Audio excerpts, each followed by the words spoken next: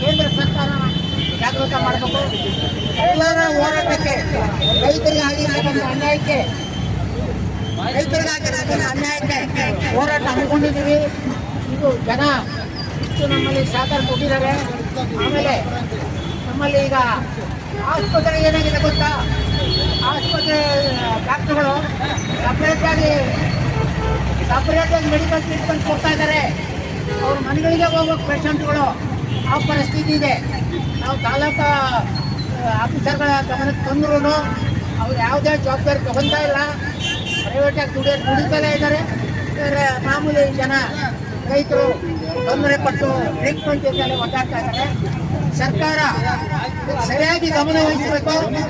ತಪ್ಪಿತಸ್ಥ ಅಧಿಕಾರಿಗಳ ವಿರುದ್ಧ ಕಠಿಣವಾದ ಕ್ರಮಗಳು ತಗೋಬೇಕು. ಯಾರು ಈ ರೀತಿ ಮಾಡ್ತಾರೆ ಇದನ್ನೆಲ್ಲ ಯಾರು ದೊಡ್ಡ ಅಧಿಕಾರಿಗಳು ಏನಿದ್ದಾರೆ ಅವ್ರು ಮಾಡಬೇಕ್ರೆ ಇದು ಬರೀ ಸಾಂಕೇತಿಕ. ನಮ್ದು ಉಗ್ರ ಹೋರಾಟ ಮಾಡ್ತೀವಿ ಅಂತ ಹೇಳಿ ಈ ಮುಖಾಂತರ ನಾವು ಇದನ್ನ ಮಾಡ್ತಾ ಇದ್ದೀವಿ. ಅದೇ ರೀತಿ ರೇಷ್ಮೆ ಇಲಾಖೆಗೆ ಏನಿದೆ, ಆಮೇಲೆ ಅಗ್ರಿಕಲ್ಚರ್ ಆಫೀಸಲ್ ಏನಿದೆ, ತೋಟಗಾರಿಕೆ ಇಲಾಖೆಯಲ್ಲಿ ಏನಿದೆ, ಇವೆಲ್ಲವೂ ರೈತನಿಗೆ ನೇರವಾಗಿ ತಲುಪಬೇಕು. ಯಾವುದೇ ಲಂಚ ರಿಶ್ವತ್ ತಗೊಂಡ್ರೆ ನಾವು ಖಂಡಿಸ್ತೀವಿ. ಯಾರು 5 ರೂಪಾಯಿ ಕೇಳಂಗಿಲ್ಲ. ತಾಲೂಕು ಆಫೀಸಲ್ಲಿ ಮಾತ್ರ ಯಾವುದೇ ಕೆಲಸಗಳು ಆಗ್ತಾ ಇಲ್ಲ. ಇಂಥ ತಹಶೀಲ್ದಾರ್ ಯಾರೂ ಬಂದಿರಲಿಲ್ಲ ಇದುವರೆಗೂ. ಅವರಿಗೆ ಕಾರ್ಯನಿರ್ವಹಿಸಕ್ಕೆ ನಾಚಿಕೆ ಆಗಬೇಕು. ಅವ್ರ ಕೈ ಆಗಲೇ ಬಿಟ್ಟೋಗ್ಲಿ. ಯಾವುದೇ ಕಾರಣಕ್ಕೂ ಅಂತ ಅಧಿಕಾರಿಗಳು ಬೇಡ. ನಮಗೆ ದಕ್ಷ ಅಧಿಕಾರಿಗಳು ಬೇಕು. ಲಂಚ ಇಲ್ದೆಲ್ಲ ಕೆಲಸ ಮಾಡೋ ಅಂಥವ್ರು ಬೇಕಂತ ಹೇಳ್ತಾ ಅಲ್ಲಿ ಮುಂದೆ ತಾಲೂಕು ಆಫೀಸಿನ ಇದರಲ್ಲಿ ಇನ್ನೂ ವಿಚಾರ ಮಾಡೋಣ ಅಂತ ಹೇಳ್ತಾ ನನ್ನ ಮಾತು.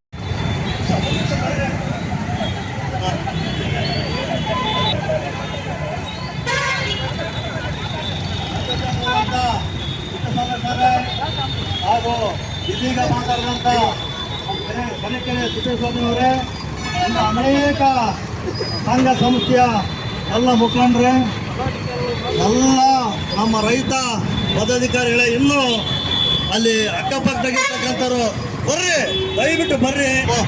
ನಮ್ಗೆ ಒಬ್ರಿಗೋಸ್ಕರ ಅಲ್ಲ,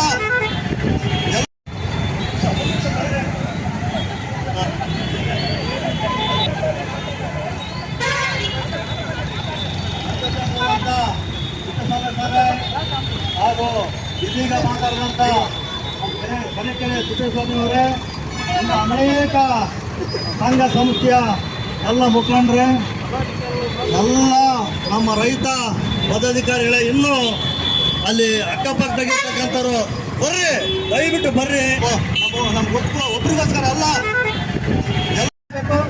ಆಮೇಲೆ ಬಜಾಜ್ ಮೇಲ್ದಂಡೆ ಯೋಜನೆಯ ಪರವಾಗಿ ಕೇಂದ್ರ ಸರ್ಕಾರ ಜಾಗೃತ ಮಾಡಬೇಕು. ಎಲ್ಲರ ಹೋರಾಟಕ್ಕೆ ರೈತರಿಗೆ ಆಗಿರ್ತಕ್ಕಂಥ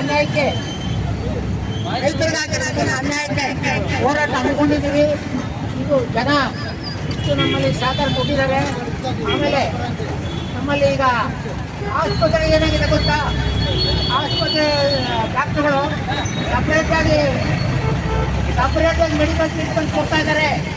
ಅವ್ರ ಮನೆಗಳಿಗೆ ಹೋಗೋ ಪೇಷಂಟ್ಗಳು ಆ ಪರಿಸ್ಥಿತಿ ಇದೆ. ನಾವು ತಾಲೂಕು ಆಫೀಸರ್ಗಳ ಗಮನಕ್ಕೆ ತಂದ್ರೂ ಅವ್ರು ಯಾವುದೇ ಜವಾಬ್ದಾರಿ ತಗೊತಾ ಇಲ್ಲ.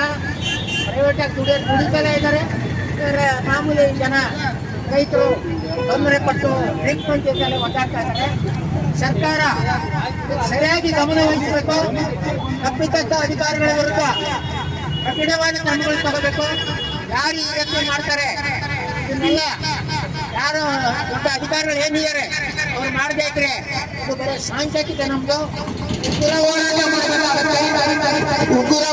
ಮಾಡ್ತೀವಿ ಅಂತ ಹೇಳಿ ಈ ಮುಖಾಂತರ ನಾವು ಇದನ್ನ ಮಾಡ್ತಾ ಇದ್ದೀವಿ. ಅದೇ ರೀತಿ ರೇಷ್ಮೆ ಇಲಾಖೆಗೆ ಏನಿದೆ, ಆಮೇಲೆ ಅಗ್ರಿಕಲ್ಚರ್ ಆಫೀಸಲ್ ಏನಿದೆ, ತೋಟಗಾರಿಕೆ ಇಲಾಖೆಯಲ್ಲಿ ಏನಿದೆ, ಇವೆಲ್ಲವೂ ರೈತನಿಗೆ ನೇರವಾಗಿ ತಲುಪಬೇಕು. ಯಾವುದೇ ಲಂಚ ರಿಶ್ವತ್ ತಗೊಂಡ್ರೆ ನಾವು ಖಂಡಿಸ್ತೀವಿ. ಯಾರು 5 ರೂಪಾಯಿ ಕೇಳಂಗಿಲ್ಲ. ತಾಲೂಕು ಆಫೀಸಲ್ಲಿ ಮಾತ್ರ ಯಾವುದೇ ಕೆಲಸಗಳು ಆಗ್ತಾ ಇಲ್ಲ.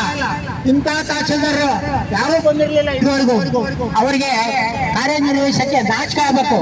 ಅವ್ರ ಕೈ ಆಗಲೇ ಬಿಟ್ಟೋಗ್ಲಿ. ಯಾವುದೇ ಕಾರಣಕ್ಕೂ ಅಂತ ಅಧಿಕಾರಿಗಳು ಬೇಡ. ನಮಗೆ ದಕ್ಷ ಅಧಿಕಾರಿಗಳು ಬೇಕು. ಲಂಚ ಇಲ್ದೆಲ್ಲ ಕೆಲಸ ಮಾಡೋ ಅಂಥವ್ರು ಬೇಕಂತ ಹೇಳ್ತಾ ಅಲ್ಲಿ ಮುಂದೆ ತಾಲೂಕು ಆಫೀಸಿನ ಇದರಲ್ಲಿ ಇನ್ನೂ ವಿಚಾರ ಮಾಡೋಣ ಅಂತ ಹೇಳ್ತಾ ನನ್ನ ಮಾತು. ಸರಿಯಾದ ಕ್ರಮ ಕೈಗೊಳ್ಳುವ ಭ್ರಷ್ಟಾಧಿಕಾರಿಗಳಿಗೆ की जय, बोलो भारत माता की जय, ಭಾರತೀಯ ಕಿಸಾನ್ ಸಂಘಕ್ಕೆ ಭಾರತೀಯ ಕಿಸಾನ್ ಸಂಘಕ್ಕೆ ಗೋಮಾತೆ गो माता की जय, जय।